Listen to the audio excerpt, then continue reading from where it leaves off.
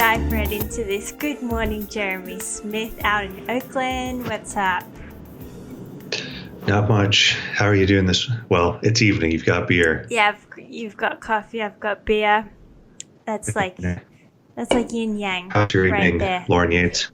It's good. I've had like a really good day, really productive day. Feels good when you have a productive day. It's like a 5-minute feel good, and then your brain starts going like, okay, what do I have to do next? But how are you doing? What's going on in Oakland right now? It's raining and cold. Well, cold for Oakland. Wintry. Are you guys like And locked down right now? Yeah, well, the state is reopening. We could be open, but because ICUs are still full and we've got a new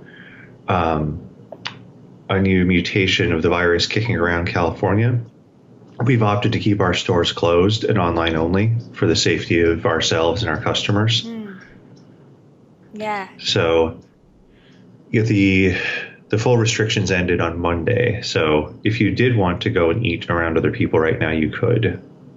Yeah, I'm not going to read into this, but I found it very interesting that since like Biden has become president, a lot of the blue states are like easing restrictions, which I'm not going down that. I'm just observing. Yeah. That's all I'm doing. Yeah. It's just triggers. There's numbers that we had to hit as a state for infection rate. And the timing of Biden becoming president is, 20 days after the worst holiday for gatherings.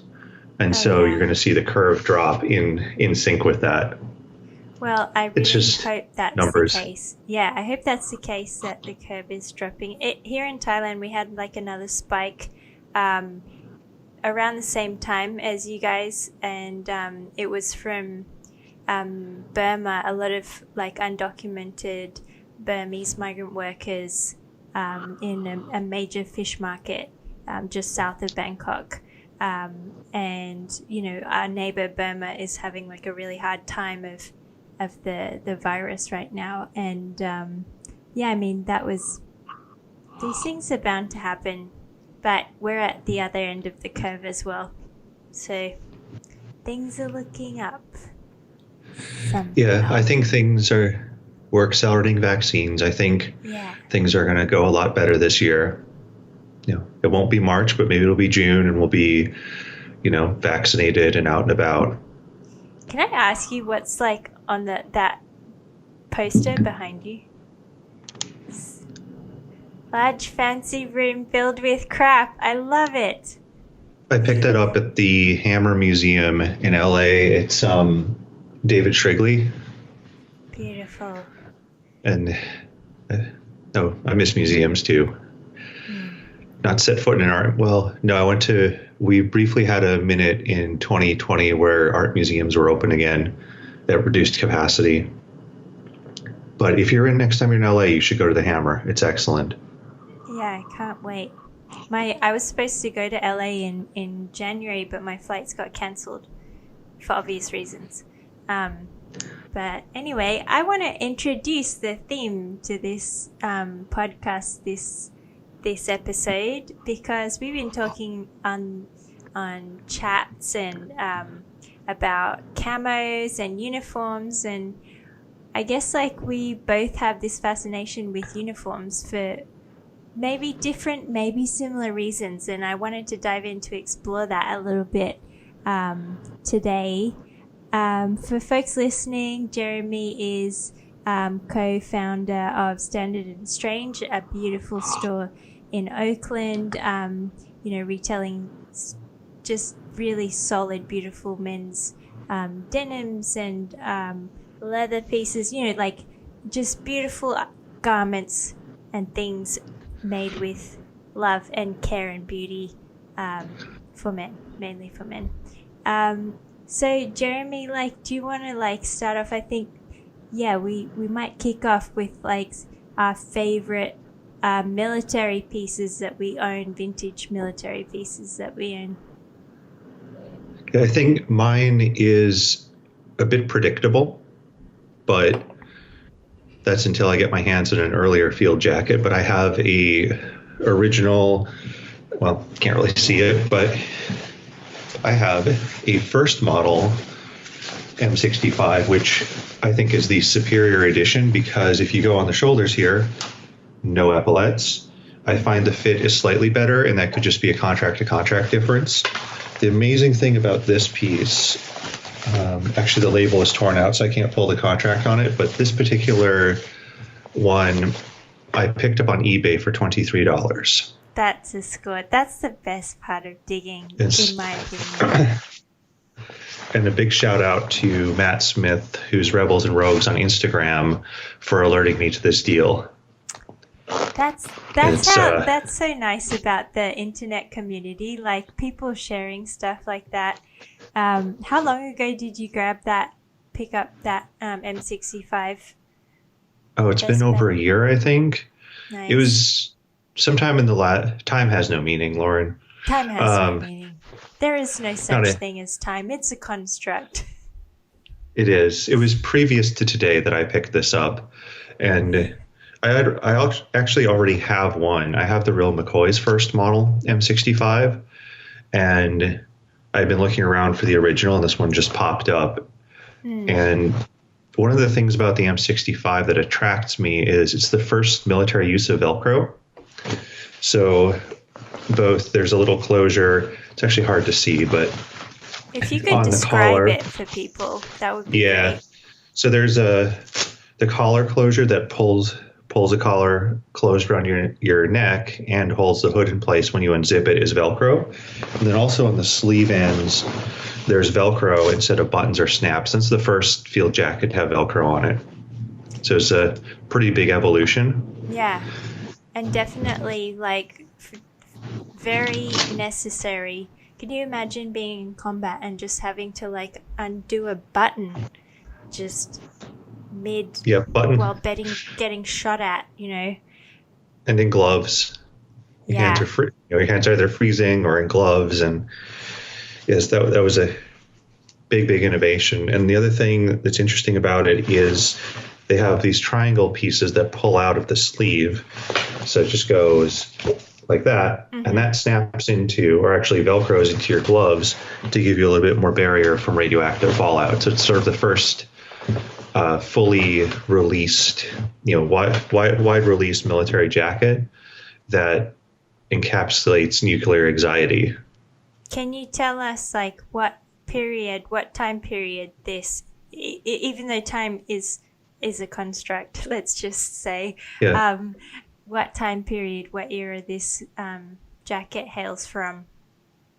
M65 started in the 60s. It was the follow-up to the M51 field jacket, which came out of, I don't want to get it wrong because everyone listening is probably more detail-oriented than me. Let's just say, that like, okay, we are not like encyclopedias and we're just having this conversation for the sake of the beauty of the evolution of military outerwear and uniforms. But if anyone wants to correct Jeremy, that's fine. You can put it in the comments. Just don't be hateful. Just, we're just people. Yeah.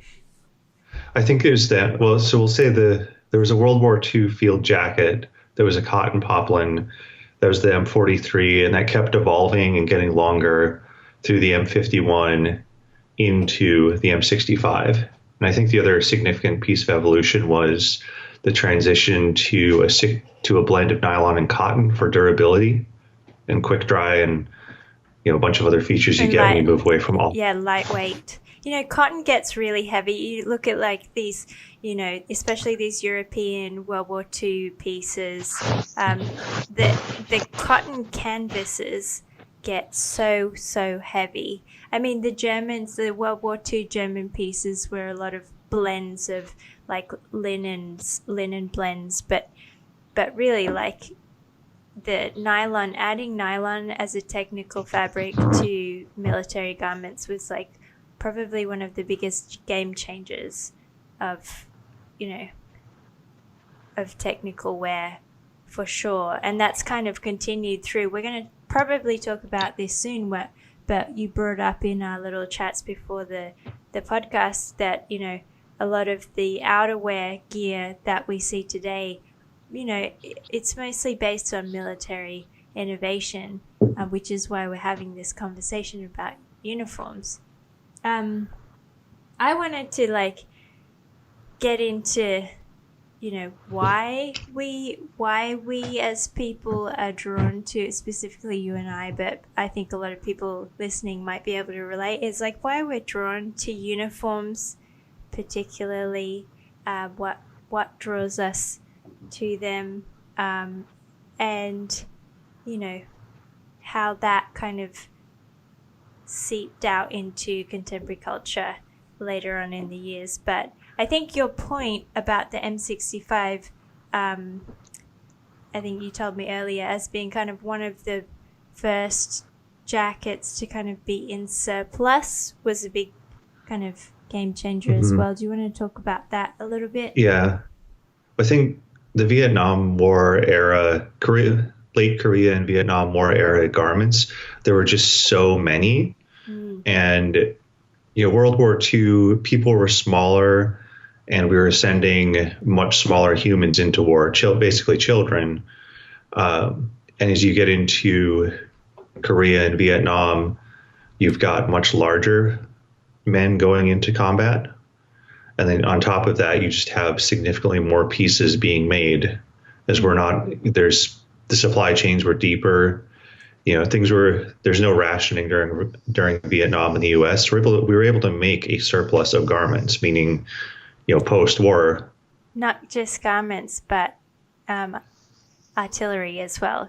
This is such a timely thing because I've just been doing research for Spring Summer 22, and we're doing a lot based on Vietnam again because I keep coming back to Vietnam. There's something, I'm not done with it. I probably won't be done with it for a long time, but I was reading an article, an interview of a Thai soldier who fought for Thai, like he was what they called one of the Queen's Cobras. And he was sent to Vietnam to fight to help the South Vietnamese. And he was explaining how wasteful, just from the Thai perspective, on the American, you know, allied forces, how wasteful they were because something like, I don't want to get this wrong, but something like every 3 or 6 months, rifles, every single rifle was basically all guns, all artillery was swapped out for new ones. And the old ones were just discarded, and ended up that the North Vietnamese would scavenge and use all this, you know, discarded artillery. And it was a policy of the U.S. military that this was the case. But for a Thai Queen's Cobra, this was just like crazy to see. I never really think about the hardware. I'm just textile obsessed. Totally. I think when I was a teenager and preteen, I used to read more books about war and more about the artillery stuff, but that was a number of years ago that we won't discuss. There's something creepy about like being really into stuff that hurts people, for sure. But I just found that fascinating. I also had no idea that during the Vietnam War, Thailand was probably the third provider of ground forces to the Vietnam War. There's something like 40,000 Thai military personnel in Vietnam, which is something that is definitely forgotten about and not talked about at all. So they were third next to, obviously, the US was first, and the South Koreans were the second biggest provider of military forces. Fascinating. That's amazing and fascinating. Yes. I feel like there's, you know, when you look at histories of war, and I mean, stepping back from just war, but if you are an American looking to read about Asian history, any Asian history, it's so much white guys writing about stuff. Yeah. And it would be incredible to see more translated personal histories, oral histories from people who actually live in these countries. Well, honestly, I think the only reason why I've come across this is because I'm researching the Vietnam War from Thailand. So basically, it doesn't matter if I'm going to a library or searching on the internet, I'm more likely to get Thai, like local hits, local articles, and local points of views that come in the mix, which I never would have found, beforehand when I was living overseas. So, always new perspectives. It's fascinating. Like, all these, like, individual stories, all these people who have their, like, there were just so many people, basically, that were tangled in the Vietnam War voluntarily and involuntarily, that there are just so many just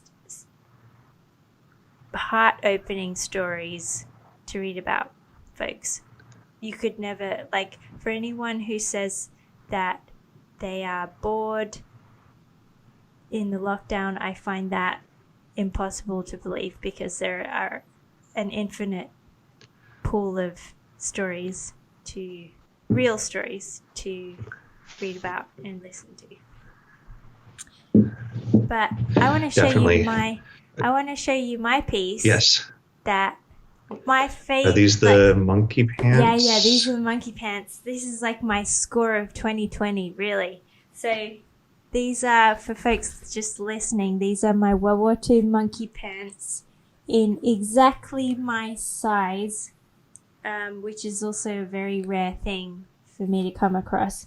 First of all, if you're not into military stuff, that's okay. Like, basically, monkey pants are very sought after, and they're a HBT, which is basically a herringbone twill fabric with a giant pocket on the butt and two pockets on each side on the front. And these I bought for the equivalent of $60 on Facebook Marketplace here locally in Thailand. They're such beautiful pants. Like, a lot of the buttons are rusted. The buttons are the original buttons probably rusted off, so they've been patched with new little squares. Wonderful.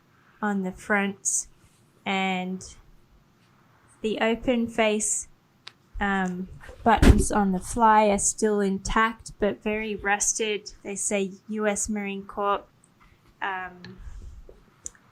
Stunning pants. These probably, vintage dealers would probably sell this pair for upwards of €700. That's probably the going rate for them now. But a small size like this that fits me, maybe more, who knows. But it's not really about the amount of money they're worth. It's more about, to me, it's about like the hunt. I'm looking like every day. It's like a real sickness. I don't know about you, Jeremy, but I am do you have the sickness? I'm on a timeout, right? Yeah. I'm space constrained, so right now I'm a little timeout from hunting too much. But sometimes things will just pop up, and I do have the things I want. I want a lot of the same things everyone does: frog skins, vine leaf, Mitchell, all that. In-country tailor-made stuff. But every so often, something wild and just unexpected comes up, and that's when it's special. When they're a bit weird. I have these, which I haven't had time to figure out what they are. These are, it's not knock coffee everywhere. So let's get the camo up on screen first. So they are what I think is Belgian. Yeah, could just eyeballing it. They're what's really strange is they popped up on this non on Instagram on this guy I follow. He's not really a specialist in military. He's just sort of a generalist vintage dealer who shows at Silver Lake and in LA all the time.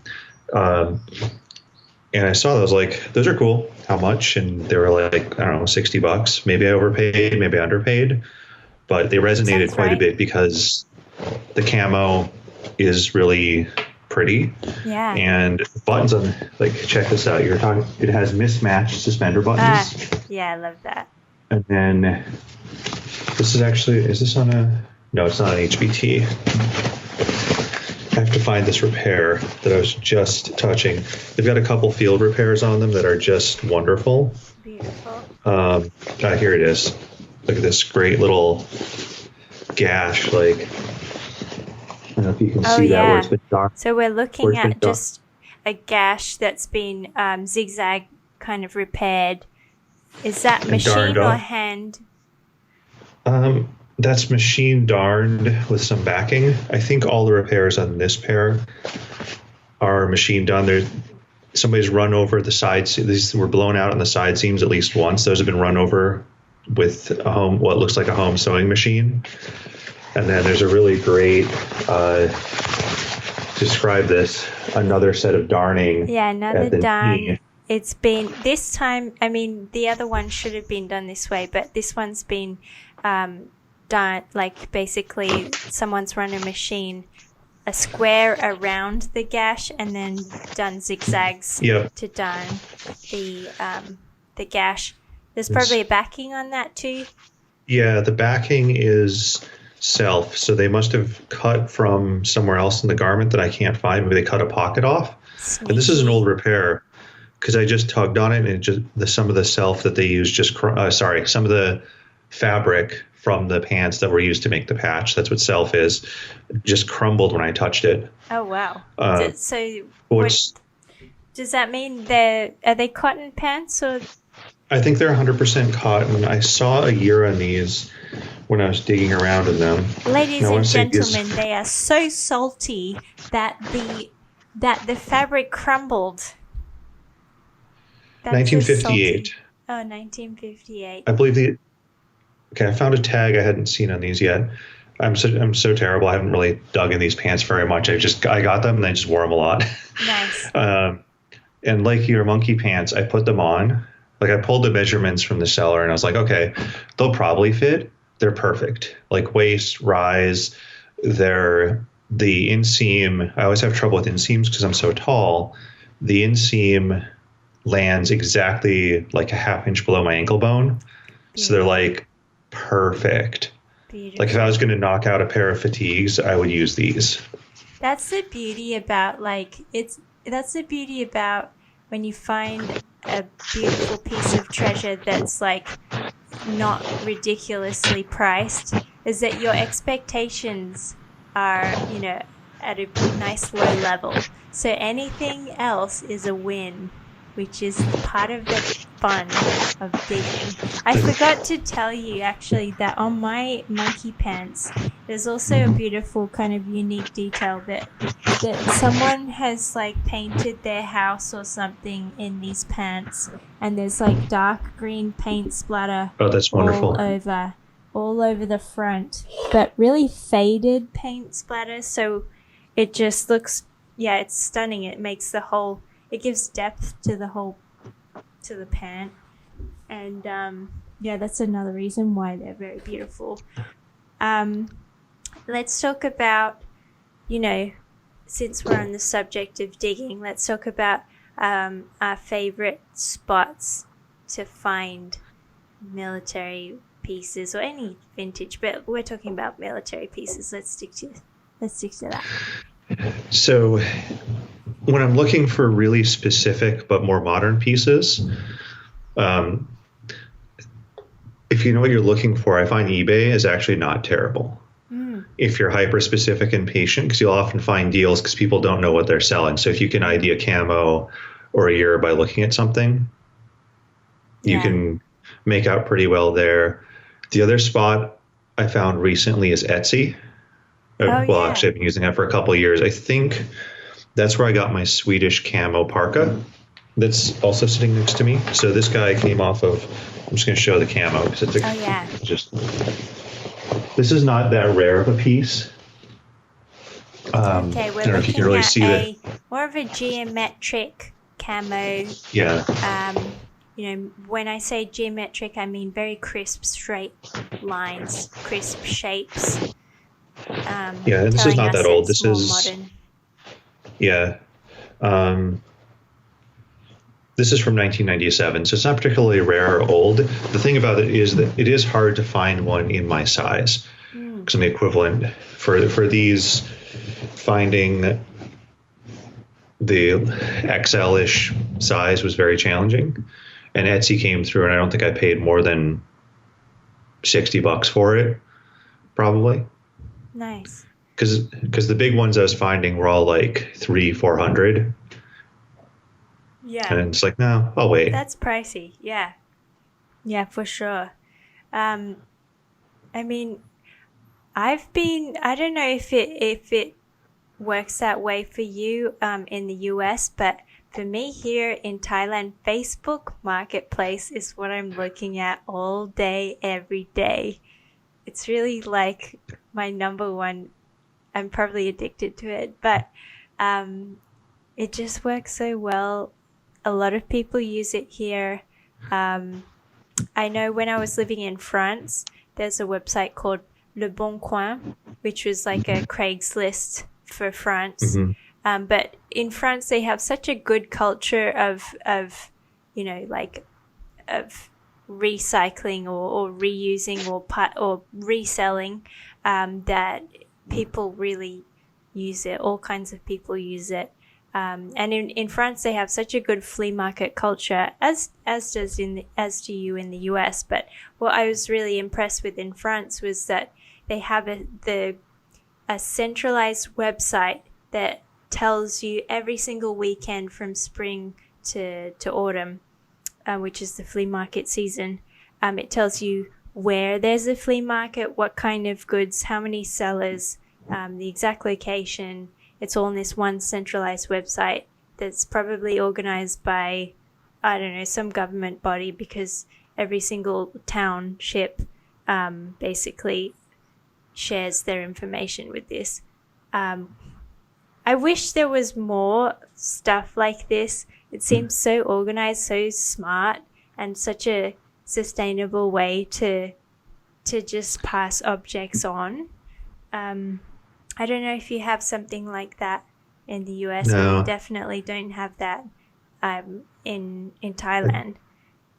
But my favorite places. Oh yeah, go ahead. I think there are some locally run lists of fleas, but I don't think there's a centralized every flea, every antique market. It's all very opaque, and you either know or you don't know. Yeah, doesn't it blow your mind that the French, like, they've just got that system? I'm sure the Japanese do too. The French and the Japanese, they know something. But my favorite places, I'm going to list some vintage stores here, because I think, like, although I do love going to fleas every single weekend and looking at Facebook Marketplace, we can't do eBay here because we have a lot of restrictions with shipping into Thailand. Anyway, that's a whole nother kettle of fish. But probably my favorite vintage store for denim and military gear in Japan is a store that you sent me for setting up this talk, is Berbejin. Absolutely. Definitely one of the world's top stores for that. There's also Jantiques, my favorite vintage store in the whole wide world. Such a beautiful store. I have a lot of memories going there. Back when I used to, go to Japan every season for my market, for wholesale. I used to go with Nige. Our office used to be in Nakameguro, and we used to walk down the road to Jantiques, and we probably spent more time vintage shopping than actually working or anything, but they are good memories. Do you have any favorites, Jeremy?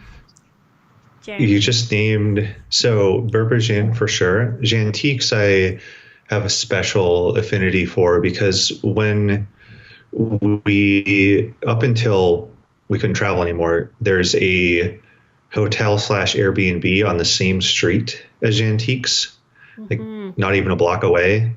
And that's where we would stay almost every time. And so I've been in and out there. I would try to always make it in there.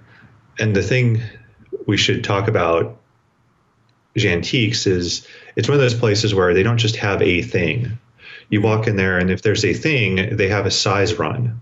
It's like, oh, you want a 1962 Levi's? Okay, well, here is a stack of them dead stock, and here's a stack of them.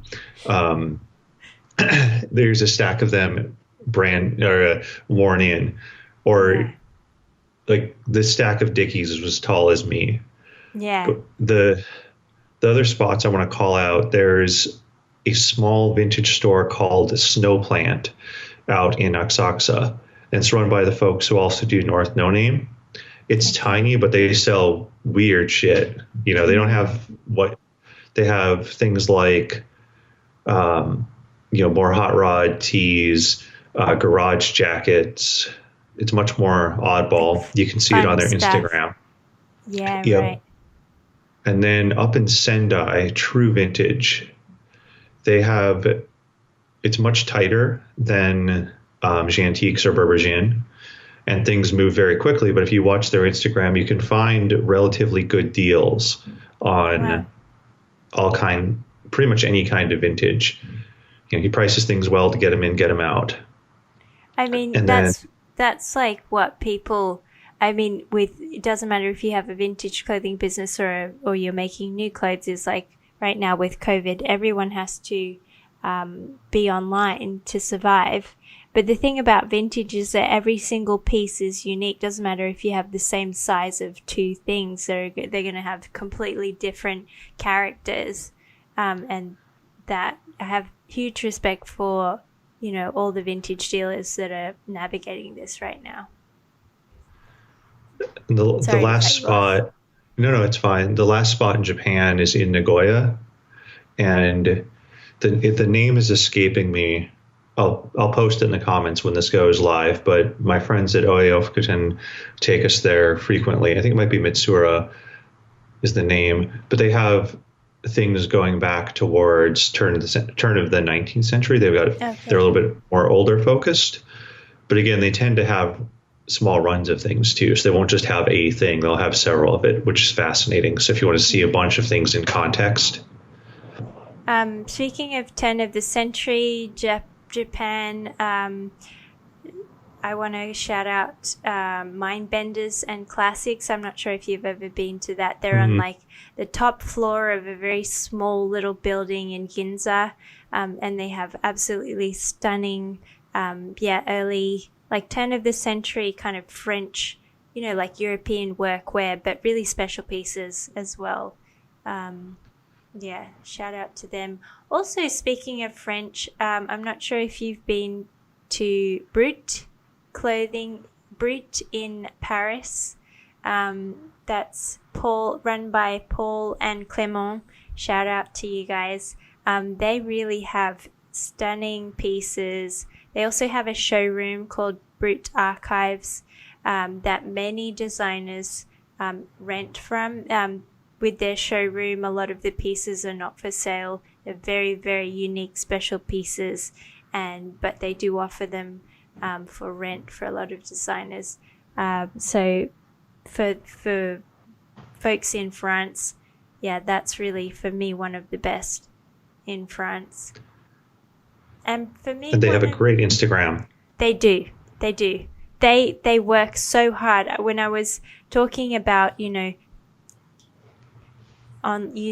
online, shooting all their pieces, I'm thinking of them because like the two of them work so hard. They shoot a ton of pieces, and there's so much detail on all of their shots. It's really archival, and they're just churning it out. Like, good for them. Shout out to them.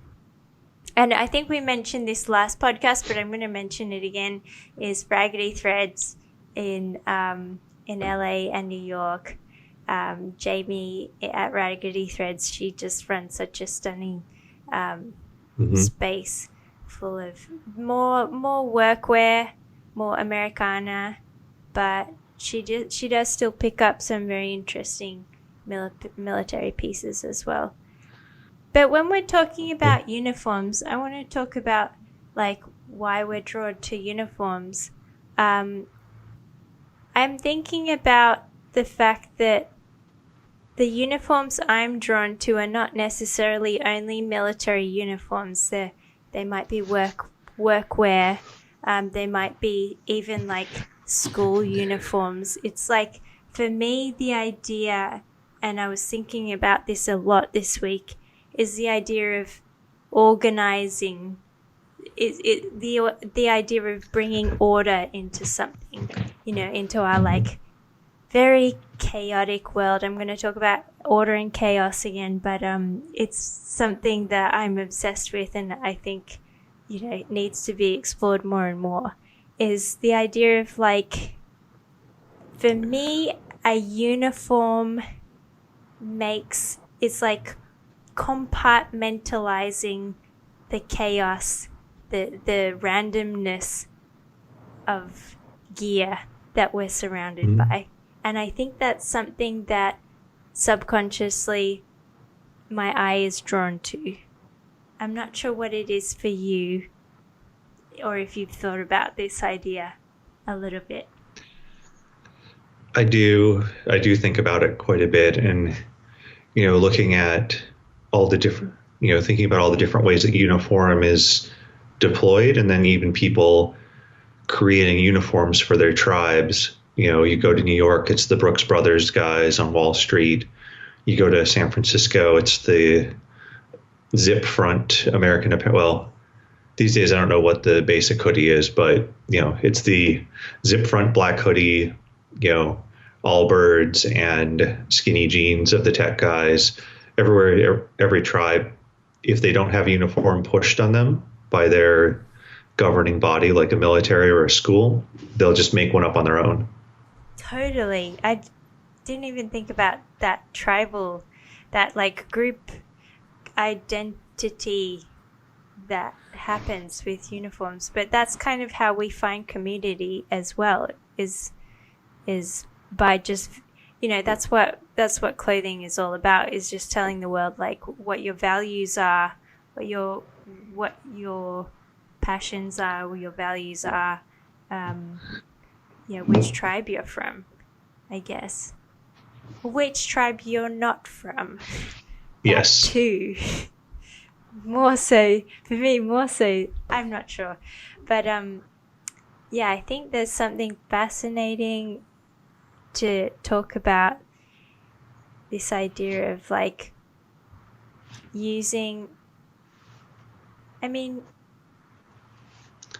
uniforms. This is, it's going to be unique for everyone, but we can only talk for ourselves here.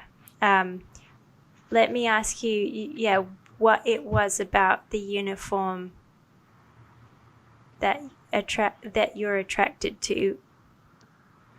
I think in terms of uniforms, it's really what I think everyone working in menswear eventually gets pushed into it, because every piece that you touch and everything that you see now, almost all of it either started out, for the most part, it's military that has been adapted over time. The M65, if you want to sling one of those over here, that would be wonderful. Shout out to 7 a.m. beers. Nice. The M65 field jacket just keeps having a moment over and over again as each successive generation of designers discovers it all over again. So, that's a very cyclical piece. I remember it was 10-ish, maybe 12 years ago. everybody had an M65 of their own, every designer, which in some ways is unnecessary because there is the M65 and there are plenty, but at the same time, you have to allow for changes in silhouette and even, personal preferences. Not everyone wants to wear a field jacket that still weighs several pounds, even in its nylon cotton format. And then kind of moving sideways from there, it's like the fundamental piece of men's apparel, the blazer, is just, that's an old military uniform. Yeah. It's been chopped and screwed over time through trad and ivy.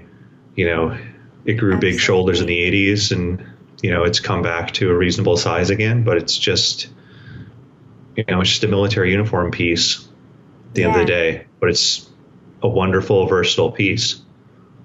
Yeah, I mean, with clothing, I feel like we're not inventing the wheel when we make new clothes, but we are kind of pulling things into a new context, or a context that we predict, like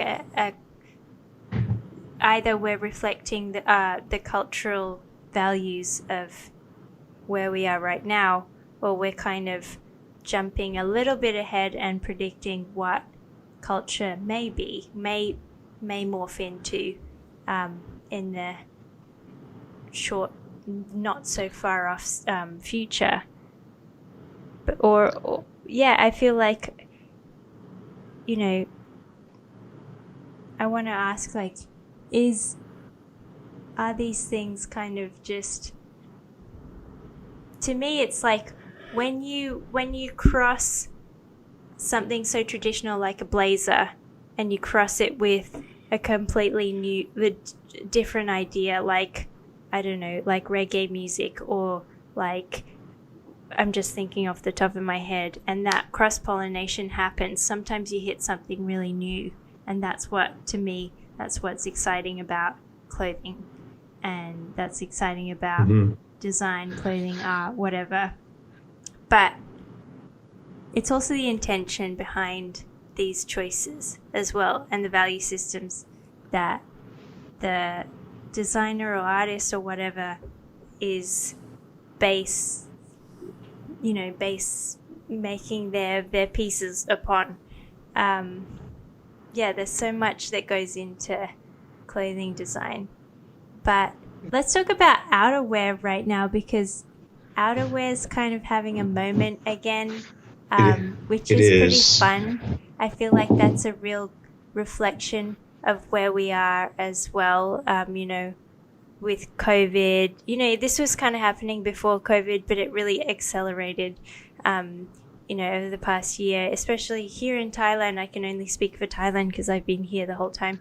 But people are really going outdoors. People are really exploring our country, because they can't travel overseas, and, they're just taking the opportunity.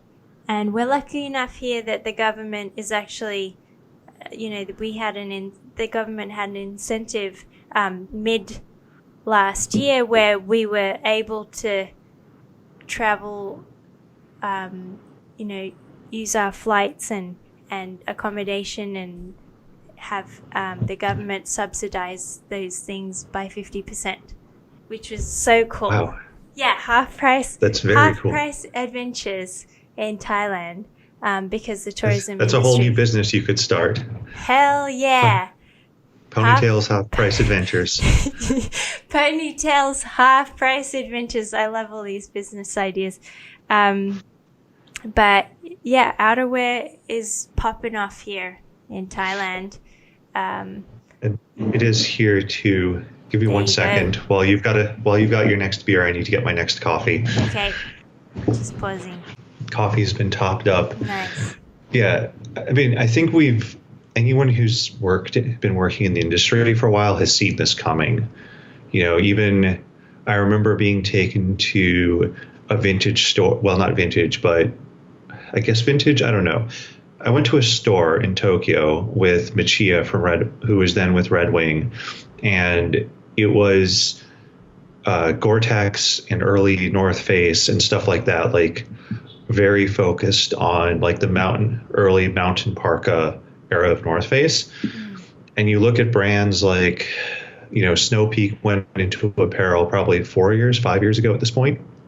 And Wander has been going off for 6, 7, who knows how many years. And so the trend's been building in Japan.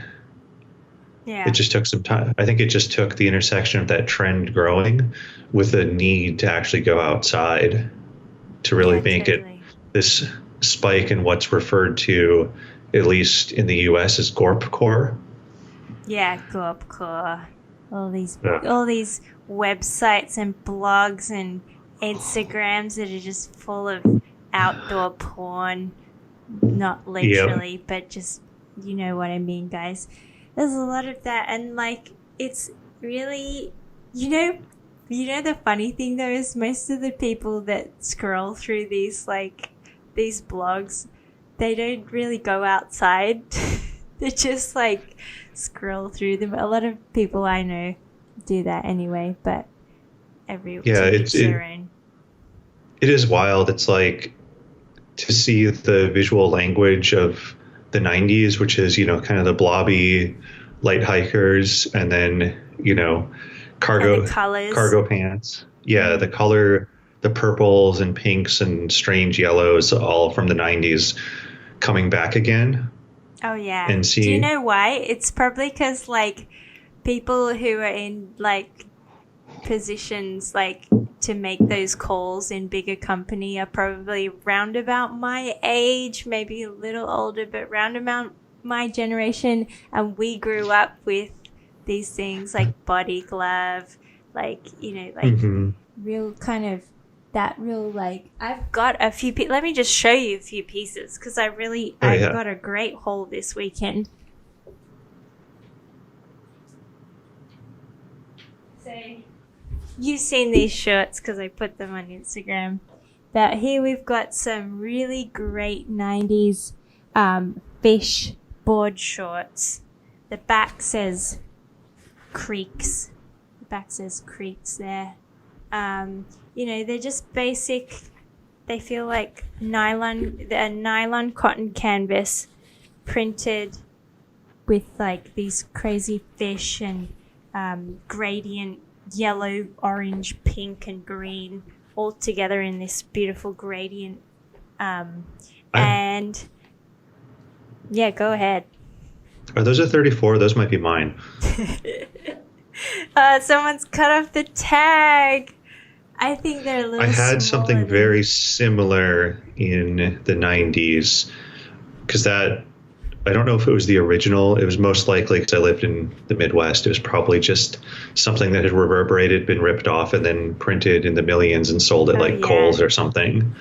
Kohl's is American discount. We had Kohl's in Australia. They're probably not the same company, but it's a Target-ish. Familiar. And okay, I have this T-shirt that you would think is a Body Glove T-shirt, right, because of the print and stuff. But this brand is dear to my heart, and for anyone who's like in their 30s and grew up in Thailand, you'll get what I mean. This brand is called No Problem. It's probably like the local Thai ripoff of Body Glove. No, you know what? It is its own thing in its own right. And it's got this really crazy, very like early to mid 90s, like crazy pink and orange print.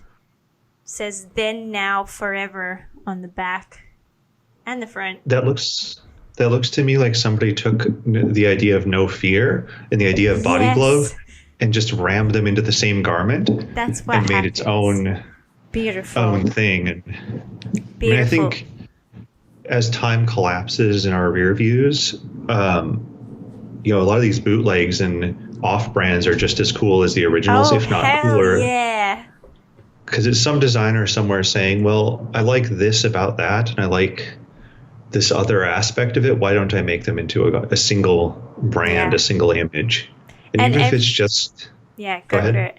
Well, I was going to say on that point, just quickly, every culture does that in its own special way as well. okay, you take the Japanese, they're really great at taking existing things and engineering them so that they're even better. And then you take the Thais, for example, and they do it in a different way. They're really good at like mixing and matching different aspects of completely different things, and just creating new stuff from that. So there's like different ways. But what were you about to say? I can't remember. Sorry. I have to rewind. I don't like. I think the validity of a garment from a past era, whether it was a bootleg or real, tends to shift over time. Yeah. And if you're looking, it's like saying that your Thai body glove is a knockoff is almost, it would be like saying like an in-country party suit made in Vietnam, the camouflage blazers that were made by local tailors. Or is this where you pull out a party suit? It's not a party suit, but it's not a party suit, but it's a Viet Cong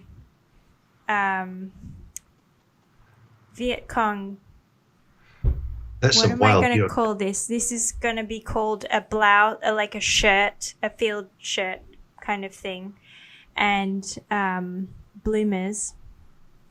So this is like a real Viet Cong piece. The camo looks kind of almost stenciled on. Yeah. And then there are little tabs on the shirt. It's on the arms, on the sleeves, and on these bloomers, it's on the legs.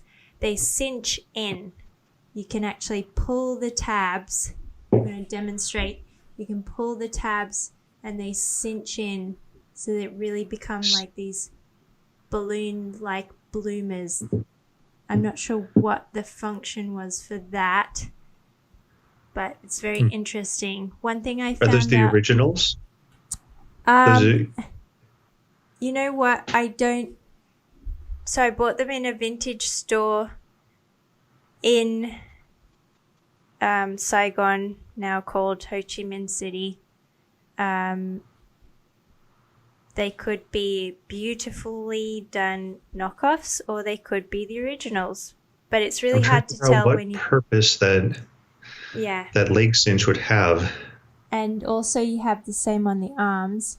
One thing that was interesting that I found out today from reading a lot about, the war, the Vietnam War, especially from this Thai interview, the Thai soldiers interview today, was that he said that the Viet Cong wore flip-flops, not because they were poor or any, but it was actually because so that they could feel the landmines if they stepped on one.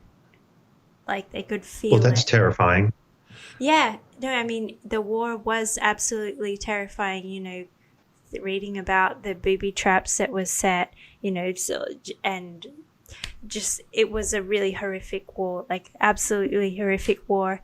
And even if you have a weak stomach, I think everyone should read about the horrors of all wars, so that these things don't get forgotten about. I think for war movies, if you really want Spike Lee's The Five Bloods from last year, I think that really encapsulated, even though it was mostly contemporaneous, with only a few flashbacks, I think that really shows the sheer terror of dealing with mines, because you don't know, I know just that like scene that you're talking about. Yeah.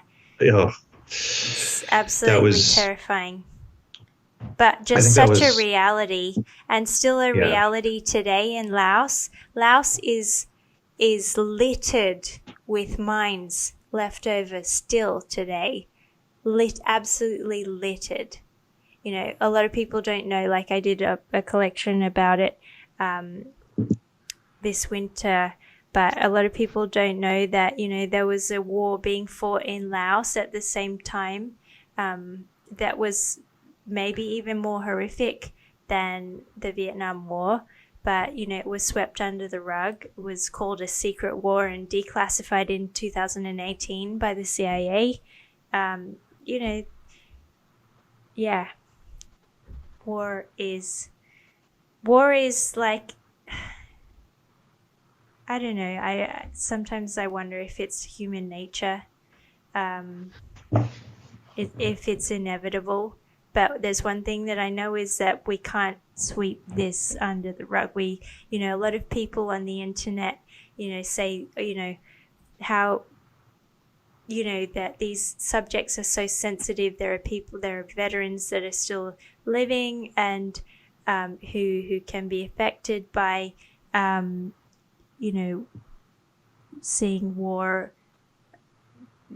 the wars that they fought, posted on the internet. But I don't know, I have a different perspective. I think that culture can forget about things very quickly and history can repeat itself very, very absolutely easily, and we see it again. This. Yeah, just again and again, and just like the endless proxy wars that were fought at the tail end of World War II. It's just insanity. Yeah. So, yeah, guys. I mean, it's heavy, but I feel like we as a culture tend to avoid difficult feelings as well that actually need to be kind of acknowledged head on. And that's where I come from. But to pull this back around to where we started our whole conversation a week ago, it's something we get asked as a store is, why do you sell, these remnants of violence, right? Uniforms, camo. And my take on it is freeing these really well-designed garments in these wonderful patterns. Camo is so aesthetically pleasing, freeing them from the context and putting them into peacetime apparel is a very powerful move. The same way, you look at surplus being worn by hippies and anti-war activists in the 60s, freeing it from the context of violence and saying, no, this is a perfectly valid garment. It can be worn. One of my M65s is heavily customized. It's, reclaim this shit, make it peacetime. Yeah. Totally.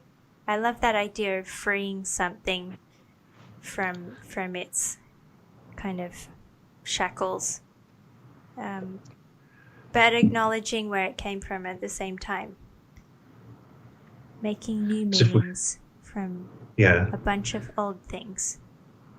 Because if we extracted everything from apparel that was generated from military use, we'd all be running around in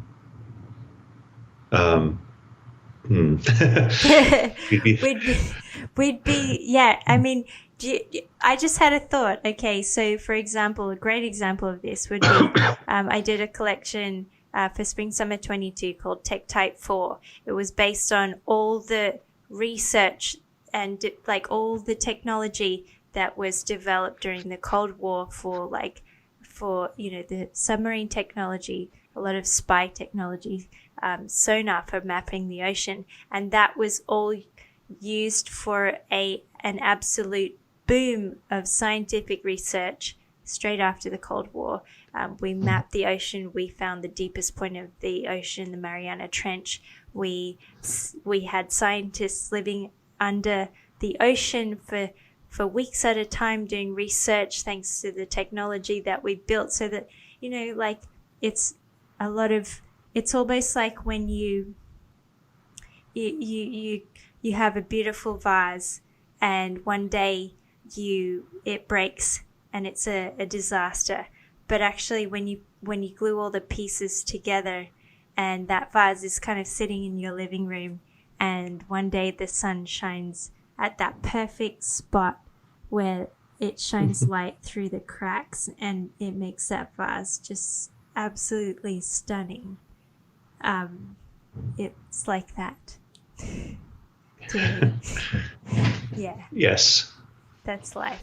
That's war, and that's the goodness that can come out of war too. The resilience and beautiful sunshine that comes from it too. Well, on Well that said. note, Jeremy, do you have any last thoughts on uniforms and why the hell people like you and I like uniforms?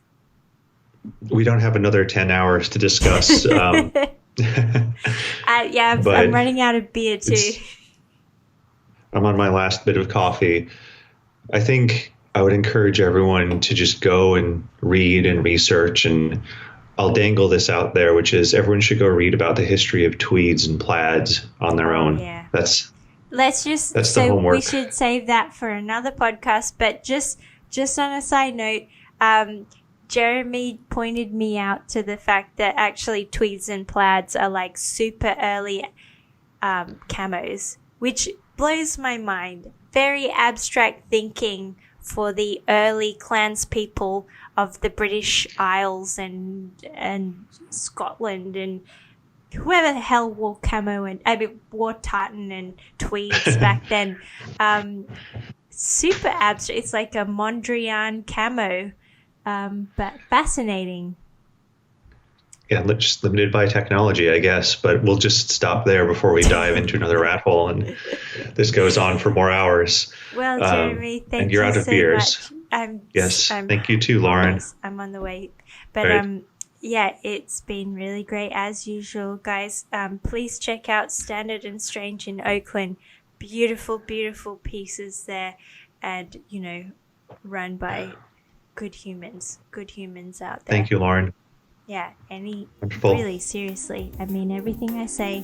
I never say anything I don't mean. Don't quote me on that, but I really mean that. Thanks, Jeremy. Okay. Bye, Thanks, Lauren. everybody. Have a good night. Bye, everyone.